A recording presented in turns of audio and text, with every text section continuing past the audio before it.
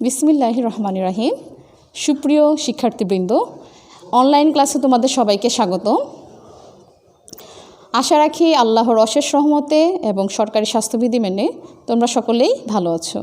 আমিও আল্লাহর রহমতে অনেক ভালো আছি। তোমরা সবাই জানো বর্তমান পৃথিবী এক বৈশ্বিক মহামারীর দিকে যাচ্ছে। আমরাও এর প্রভাব থেকে মুক্ত নই। আর এই মহামারী করোনা ভাইরাস আমাদের শিক্ষাক্ষেত্রে বেশি ক্ষতির সম্মুখীন, শিক্ষাক্ষেত্রে আমরা ক্ষতি বেশি হয়েছে। আর এই ক্ষতি পুষিয়ে নেওয়ার লক্ষ্যে সরকার কর্তৃক নির্দেশিত এবং হেমনগর ডিগ্রি কলেজ কর্তৃক আয়োজিত অনলাইন ক্লাসে আবারও তোমাদের সবাইকে স্বাগত জানাচ্ছি। আর আমি আছি কানিজ সুলতানা নিপা, প্রভাষক, হিসাব বিজ্ঞান বিভাগ, হেমনগর ডিগ্রি কলেজ, হেমনগর, গোপালপুর, টাঙ্গাইল। আজকে আমি তোমাদের হিসাব বিজ্ঞান প্রথম পত্রের পড়াবো অষ্টম অধ্যায়, যেটা হচ্ছে দৃশ্যমান ও অদৃশ্যমান হিসাব। এই অধ্যায় সম্পর্কে জানার আগে আমাকে আগে বুঝতে হবে দৃশ্যমান সম্পদটা কি। আচ্ছা, দৃশ্যমান সম্পদ হচ্ছে সেসব সম্পদ যার অস্তিত্ব বাস্তবে আছে এবং যাকে আমরা স্পর্শ করতে পারি, যেমন ভূমি, দালান কোঠা, আসবাবপত্র। এরপরে আসা হচ্ছে কি অদৃশ্যমান হিসাব। অদৃশ্যমান হিসাব হচ্ছে সে সমস্ত হিসাব যার বাস্তবে কোনো অস্তিত্ব নেই, তার মানে হচ্ছে যাকে আমরা ধরতে পারবো না, স্পর্শ করতে পারবো না, সেটা হচ্ছে কি আমার অদৃশ্যমান সম্পদ। যেমন ধরো সেটা কি অদৃশ্যমান সম্পদ হচ্ছে কি সুনাম, গ্রন্থসত্ত্ব, প্যাটেন্ট ইত্যাদি হচ্ছে কি আমার অদৃশ্যমান হিসাব। আর আমরা আলোচনা করব কি এই দৃশ্যমান সম্পদ সম্পর্কে, কারণ দৃশ্যমান সম্পদের যে ব্যবহারজনিত ক্ষয়ক্ষতি সেটাই হচ্ছে কি আমার অবচয়। আমার মূল আলোচনা হচ্ছে কি অবচয়কে নিয়ে। আমরা জানি অবচয় শব্দটি ল্যাটিন শব্দ ডিপ্রিটিয়াম থেকে উৎপত্তি হয়েছে। আবার বলছি তোমাদের বোঝার সুবিধার্থে, অবচয় শব্দটি কি বলছি ল্যাটিন শব্দ ডিপ্রিটিয়াম শব্দ থেকে এসেছে, যেখানে আমরা সহজে বলতে গেলে ডি মানে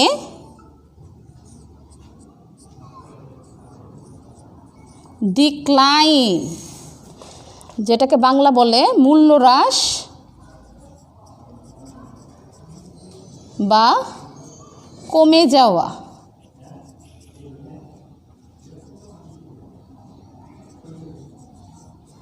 আর প্রিটিয়াম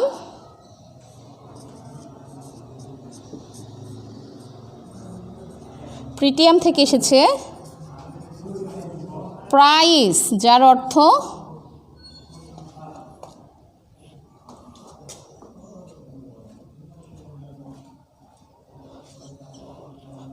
ডিক্লাইন অর্থ হচ্ছে ডি থেকে এসেছে ডিক্লাইন, যার অর্থ হচ্ছে হ্রাস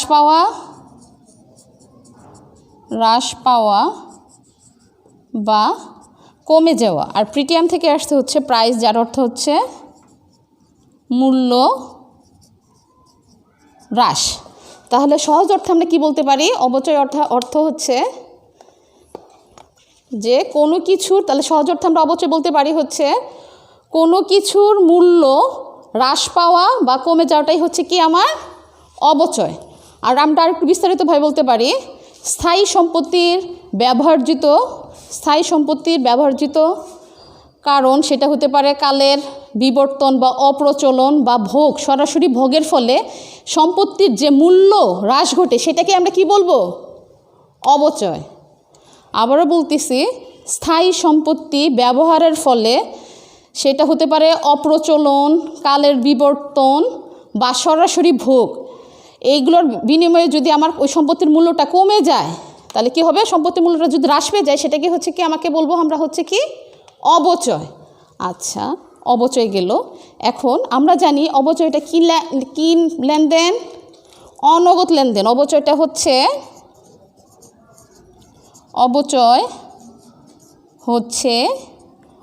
অনগদ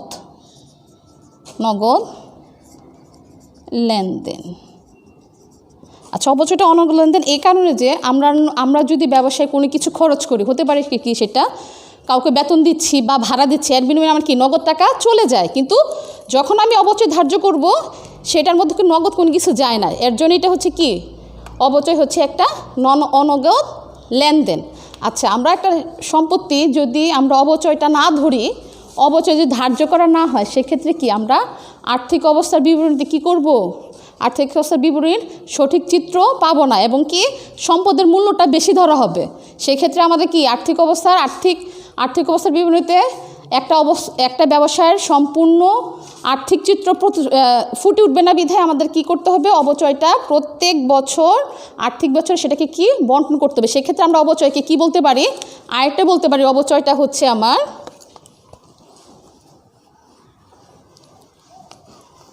আবার এটাও বলতে পারি, অবচয় হচ্ছে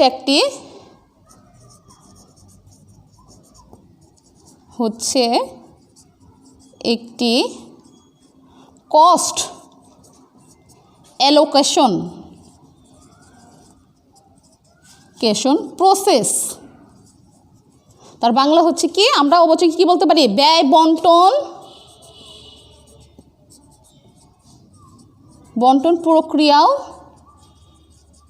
প্রক্রিয়া বলতে পারি।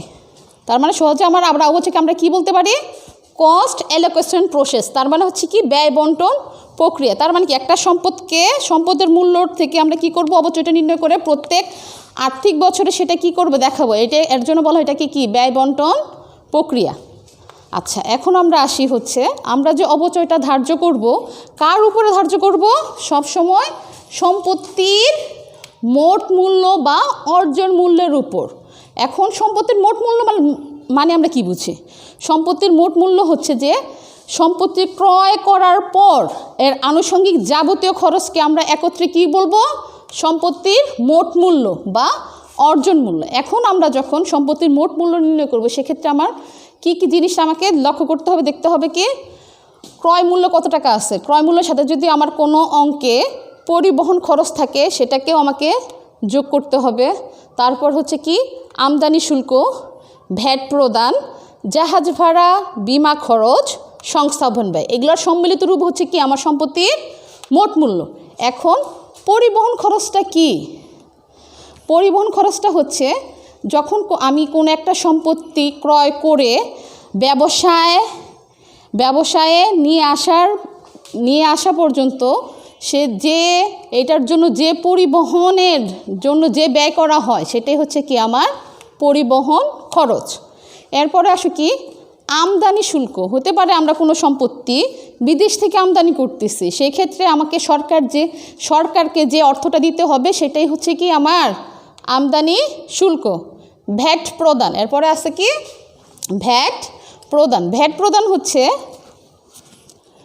আমরা যখন কোনো সম্পত্তি ক্রয় করব, তখন সে কি মূল্যের উপর আলাদা একটা কি করতে হয়, মূল্য সংযোজন। ভ্যাট প্রদানকে কি বলা হয়, ভ্যালু অ্যাডেড ট্যাক্স। তার মানে কি হচ্ছে, বাংলা হচ্ছে মূল্য সংযোজন কর। তার মানে কি ক্রয় মূল্যর উপরে যে এক্সট্রা একটা টাকা আমি যখন সরকারকে দিব, সেটাই হচ্ছে কি ভ্যাট।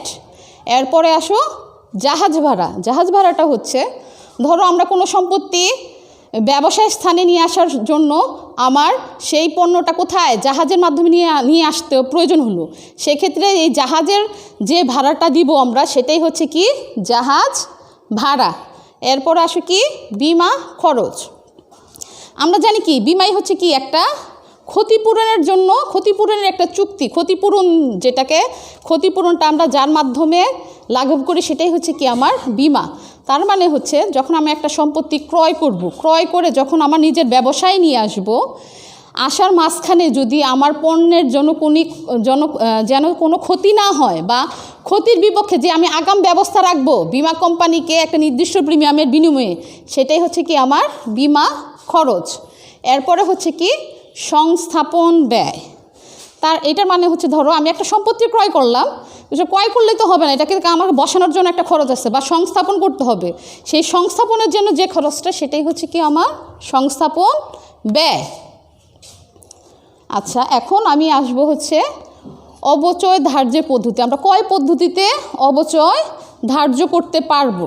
এখন অবচয় ধার্য পদ্ধতি দেখো তুমি এখানে, সময়ের ভিত্তিতে অবচয় ধার্য করার পদ্ধতি হচ্ছে 3 প্রকার। একটা হচ্ছে সরলরৈখিক পদ্ধতি, 2 হচ্ছে কি ক্রমহ্রাসমান জের পদ্ধতি, আর 3 হচ্ছে বর্ষ সংখ্যা সমষ্টি পদ্ধতি। তার মানে কি বুঝলাম আমরা? সময়ের ভিত্তিতে কয় প্রকার? 3 প্রকার। আবারও বলতেছি আমি, সরলরৈখিক পদ্ধতি 2, ক্রমহ্রাসমান জের পদ্ধতি 3, বর্ষ সংখ্যা সমষ্টি পদ্ধতি। এখন আসো, ব্যবহারের ভিত্তিতে অবচর্যাদের পদ্ধতি কয় প্রকার? 2 প্রকার। এক হচ্ছে কি মেশিন ঘন্টা পদ্ধতি, আর 2 হচ্ছে উৎপাদন একক পদ্ধতি।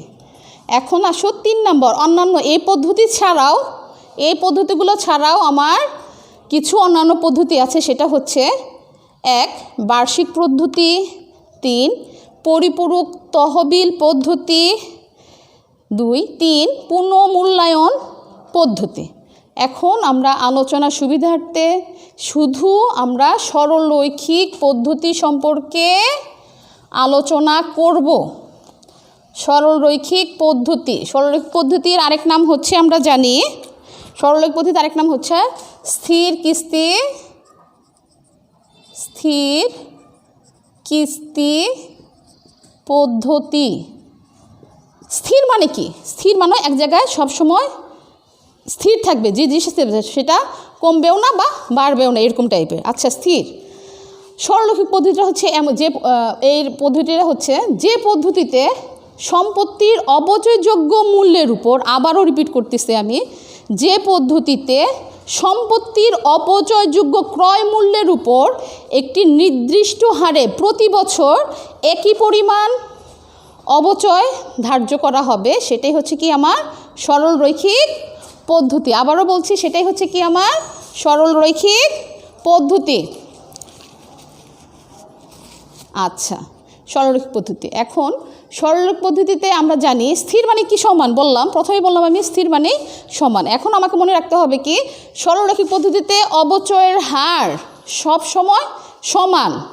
আবারও বলতেছি, সরলরৈখিক পদ্ধতিতে অবচয়ের হার সব সময় সমান, যদি না কোনো অঙ্কে একাধিক সম্পত্তির কথা বলা থাকে। তার মানে কি, যদি কোনো অঙ্কে একটা বছরে একটা সম্পত্তির কথা বলা থাকে, সেক্ষেত্রে কি হবে? অবচয়টা সবসময় কি হবে? স্থির মানে সমান হবে। যদি কোনো অঙ্কে একাধিক সম্পত্তি ক্রয়ের কথা বলে, সেক্ষেত্রে কিন্তু আমার অবচয়টা তখন আর কি হবে না? সমান হবে না, সেক্ষেত্রে অসমান হবে। তার মানে প্রত্যেক বছরের অবচয়ের হারটা সমান হবে না, তখন কি হবে? অসমান হবে। আচ্ছা, তাহলে আজকে আমরা এই পর্যন্তই থাক। তাহলে আজকে আমরা আলোচনা করলাম কি, আলোচনা শেষে আমরা কি শিখতে পারলাম? যে অদৃশ্যমান সম্পদ কি, দৃশ্যমান সম্পদ কি, অদৃশ্যমান সম্পদ কি, অবচয়ের সংজ্ঞা, সম্পত্তির মোট মূল্য বা অর্জন মূল্য নির্ণয়, আর অবচয় ধার্যের পদ্ধতি।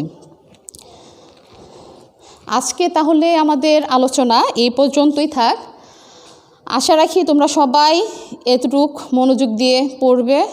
সবাইকে আবারও বলছি, সবাইকে ঘরে থাকার জন্য আহ্বান করছি, এবং সরকারি স্বাস্থ্যবিধি মেনে যেন সবাই তোমরা ঘরে থাকো এবং অনলাইন ক্লাসগুলো আমাদের নিয়মিত দেখো। সেই পর্যন্ত সকলকে ধন্যবাদ জানিয়ে আমি আমার এই ক্লাসটা এখানেই শেষ করছি।